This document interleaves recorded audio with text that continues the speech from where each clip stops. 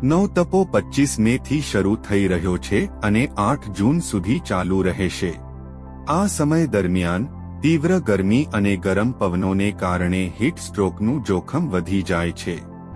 આવી સ્થિતિમાં તમારે તમારા સ્વાસ્થ્યનું વધુ ધ્યાન રાખવું પડશે। તો ચાલો વિડીયોમાં જણાવીએ કે હીટથી કેવી રીતે બચવું।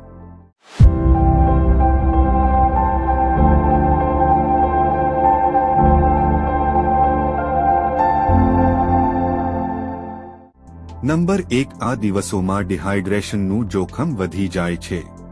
આનાથી બચવા માટે દિવસભરમાં 4 થી 5 લીટર પાણી પીવો।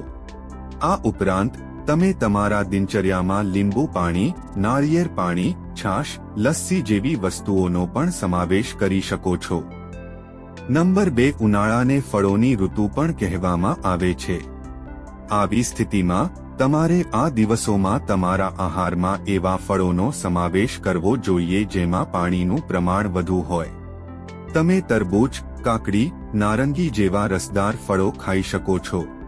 આ ઉપરાંત તમારે તમારા આહારમાં લીલા શાકભાજીનો સમાવેશ કરવો જ જોઈએ।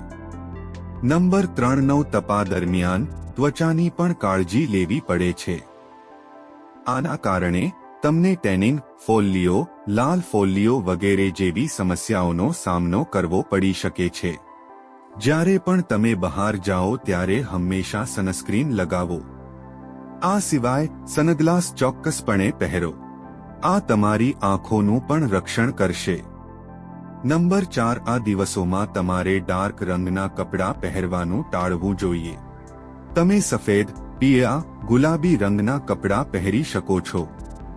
નંબર 5, જો તમે તડકામાંથી ઘરે આવ્યા છો તો તમારે તરત જ સ્નાન ન કરવું જોઈએ। આ ઉપરાંત ઠંડુ પાણી પીવાનું પણ ટાળવું જોઈએ। આવું કરવું તમારા સ્વાસ્થ્ય પર ખરાબ અસર કરી શકે છે। જો તમને આ માહિતી પસંદ આવી હોય તો તેને લાઇક અને શેર કરવાનું ભૂલશો નહીં।